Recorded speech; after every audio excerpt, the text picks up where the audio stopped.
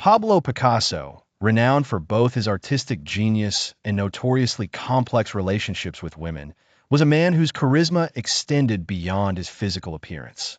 His stature was unremarkable, and his features far from handsome, but despite this, he captivated women, seemingly effortlessly. What was it about Picasso that drew so many to him? His intriguing methods for engaging women offer insight into his magnetic allure. Picasso mastered the art of creating competition for his attention. Unlike others who would shower women with compliments or gifts, he fashioned scarcity, making himself the coveted prize. This approach stirred a sense of rivalry among women.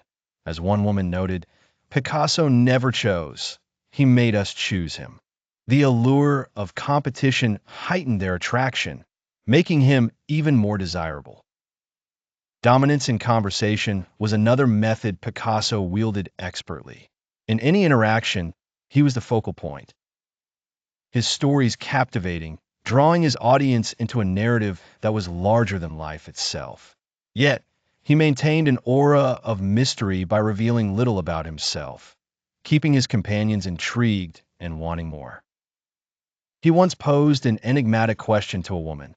Do you think I paint women to capture their beauty or to make them wonder what I see? His art served as emotional bait.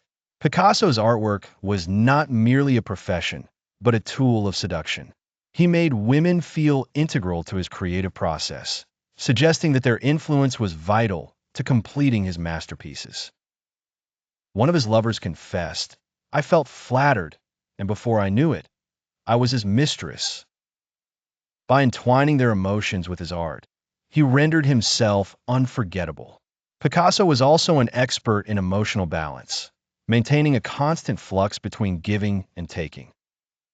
He would lavish attention upon his muses, only to vanish for days, leaving them yearning for his return. One lover described him as a storm. You never knew when he'd hit or leave, but you always felt his presence. This unpredictability kept his partners emotionally vested. He understood the essential feminine need for identity. Women yearned to feel seen and understood, and Picasso made them believe they were his muses, his sources of inspiration. He tapped into their dreams and fears, paying attention to their innermost thoughts. When a young woman asked him why he painted her eyes differently, he responded, because they see the world in a way no one else does, triggering her total enchantment. Picasso maintained an elusive presence. Even in relationships, he kept a sense of distance, never allowing women to feel they fully possessed him. This distance only intensified their desire to pursue him further. You're a part of my world, he would say, but you'll never own it, ensuring their continued emotional investment. Women valued the chase more than the prize. Jealousy was another tool of his mastery. Picasso kept multiple women within his orbit, making no secret of it. Instead, he used it to incite their competitive instincts. When a mistress questioned him about seeing someone else, he replied, "You're both pieces of my art," provoking jealousy that ensured he was never taken for granted. Picasso did not merely create love, he fostered obsession. The women in his life felt that being with him was more than a relationship, it was an emotional journey. They became so deeply invested in him that leaving seemed impossible. As one lover remarked, leaving Picasso was like leaving a part of myself behind.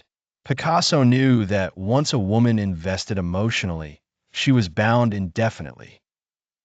Through these intricate strategies, Picasso embodied a fascinating paradox of accessibility and elusiveness, making his absence as potent as his presence.